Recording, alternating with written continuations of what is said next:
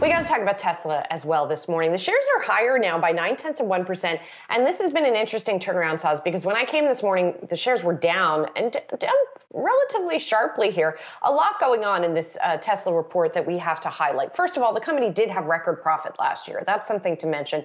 $5.5 billion after only its second full year of profitability, at another year of profitability, and a big one. But, and this is a big but, they're not coming out with any new models this year. That's really the thing I think that is the big takeaway from this report. Even though Tesla, by many accounts, has sort of navigated the supply chain challenges, in particular chip challenges, better than competitors, it's still being affected. And it says that's one of the reasons that it's not going to come out with new models. No Cybertruck this year. They fast-tracked this humanoid robot. I don't know how much credence to give the thing. I don't think that's what investors are trading on, certainly, but it is interesting to see the stock higher, Saz.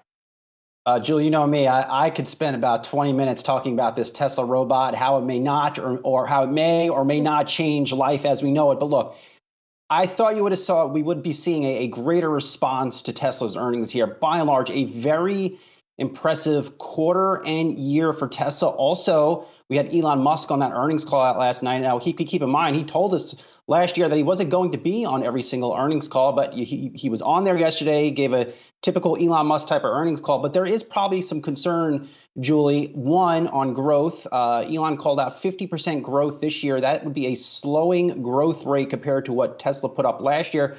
And number two, you did get the sense that they're about to invest a lot more aggressively to add even more capacity. Of course, they're looking to increase capacity out of Austin, out of their new plants in Berlin. But I think Musk did tease a new round of potential sites to help just meet the demand it's seeing in its platform. And when he teases something like that, it could potentially be more cost that the market hasn't baked into Tesla shares. Exactly. And so the number we have to keep an eye on there is one that you highlighted in our morning meeting, automotive gross margin. It was 29.3% last year from 25.6% in 2020. So it's been expanding, but that's the number that we and investors have got to watch if indeed the company's costs are going higher. This has been a big week, Julie, for electric vehicles. And there is an arms race amongst automakers just to catch up to Tesla by adding new capacity. GM started the week saying they're going to invest even more, $7 billion more to increase electric vehicle capacity. We had to talk to Ford CEO Jim Farley, and one of my takeaways from our chat is that he's looking at his next round of potential investments on top of, I believe, $11.4 billion. He's already investing in new battery plants. They're all trying to catch up to Tesla. And this doesn't even go into what Volkswagen's doing, what Toyota's doing. So it's been a very, very fascinating week here for the EV industry. It has. And we're going to talk much more about Tesla, by the way, in a little bit with an robots. analyst. Yeah.